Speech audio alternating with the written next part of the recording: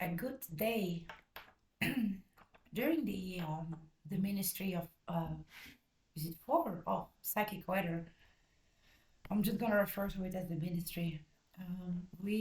I did a rune reading, and I did it on the fly. There are no plans to insert a rune segment or an astrology segment in the podcast because we all agree we would like to have it spontaneous and not rehearsed, or that it feels like a job. We are all not really willing to pile on more uh, on our schedule than we already are. Anyway, that's neither here nor there. So between the break, because the Zoom call is 40 minutes long, we take a break and we start again. I did a rune reading pertaining to what we talked about on the podcast, which was the abstain files. I call them stain because somehow it feels filthy to say the name. In any case, I did a room reading then, and I wasn't sure as I was doing it if I was going to talk about it in the podcast. And in the end, I said it at the very end because, well, I had to say something, and I still had those runes in front of me. And I pulled three of them, which is the three norms reading, if you will, what has become, what is becoming, and what should become, or in this case, what will become more of a, because it has very little to do with Hamingya, but which is personal. It's more general. So past, present, future is more accurate in this case. When I do them personally for people, it absolutely has to do with your Hamingya, and then the what has become, is becoming, and should become is way more applicable, appropriate. But in this case, it's just sort of a reading of a snapshot, past, present, future. It's not predictive, but in this case, I guess it kind of is, which is always a bit of a danger with runes. We never really know if a reading is predictive or analytic. Therefore, I am I tend to be careful making predictions with runes. It's different than astrology in that sense because astrology is a forecast, much like the weather forecast. You read the stars and where in the sky they appear and what areas of influence that they transit. It's not so with runes, it's way more intuitive. And of course, with such things, we can make something a reality just by giving it attention. But in this case, it wasn't as dire or as well, the reading itself wasn't so different from what is already happening and has been happening. And so, therefore, I thought to share it separately on this channel also because I have more time now. We were really only seconds away from the segment ending and the recording would have stopped. In any case, the first rune that I pulled, which is the past in this case, which is the Gebo rune, now which generally this is a very, very positive rune to get, especially in a personal reading, because it's so beautiful. It speaks of harmony between people, but also of harmony between a human and their ancestors, their environment that they are living in. Usually, a balance struck between two cognizant entities, whether that entity is a human or something else, doesn't matter. A gift for a gift, something for something else.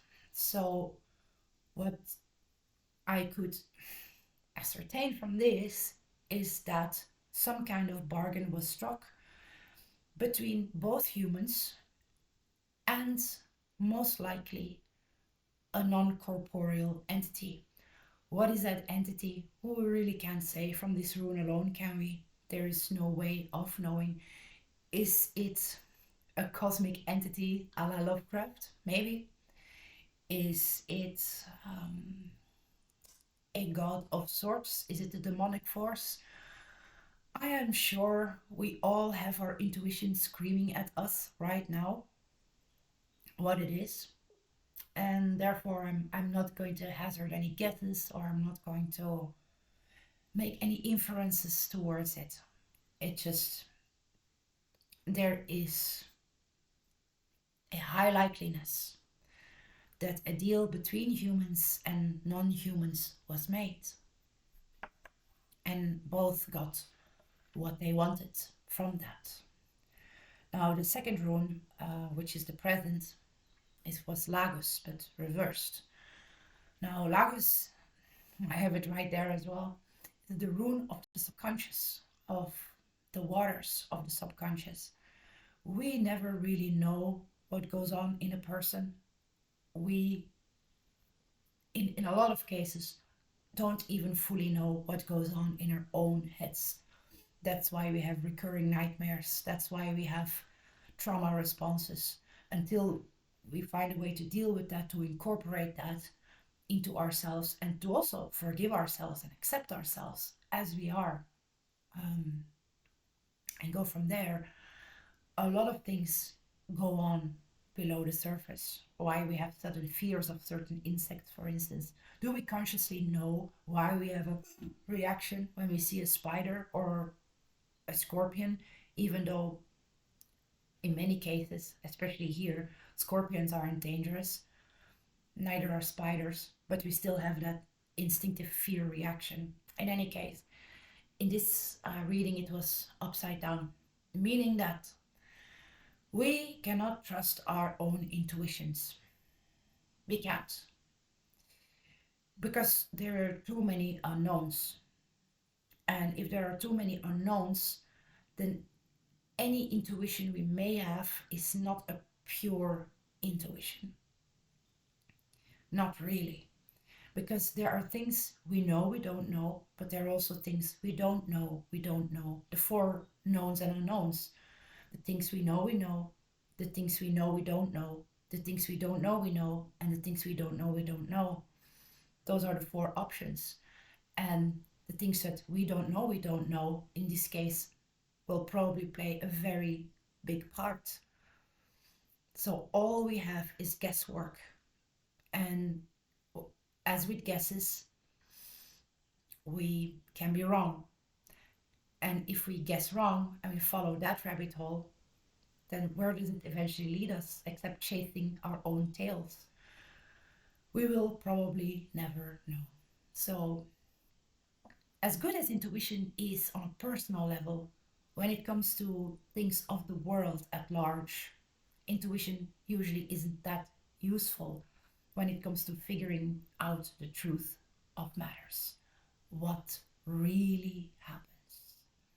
What this also means is that for the people involved, is that there was a lot of drug use, a lot of dulling of the senses going on through drugs, substances, alcohol, all those things, of course, make for a very muddy puddle to be scrying from when it comes to, well, gazing into the subconsciousness.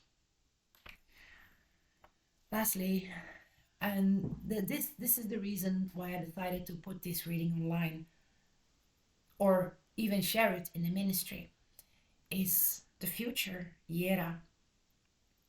Also, again, in a personal reading, this is really a positive rune to get. If I would get these three runes in a personal reading for somebody, I would tell this person, you have a very positive reading. This is a nice reading to have. But I mean, in light of the situation, in light of why I did this reading, nah, it's really not so positive, is it? Because it's more of the same. Because Yera being the rune of the year, of the changing of the cycles. Now, are all years the same? Yes and no. Are all cycles the same? Yes and no. I mean, does it ever change, the changing of the seasons? No, they always come in the same order. Can one spring be more beautiful than another spring? Can one winter be harsher than the former or the next winter? Yes, of course. but it's still winter, it's still spring, it's still summer. Things don't change in the grand scheme of things. Maybe in the minutia, but not in the grand scheme of things. So will things change? Yes and no. Will things change on the level of the individuals that are involved? Probably. But will the grand scheme of things change? No. No. Because it's not so much the individuals that matter, but the structure that enables these individuals. And as long as these structures remain, well, things will not change in the way that we are probably hoping they would. Hope in a situation like this is a misguided feeling, I have the impression. So that was that reading that I did during the ministry.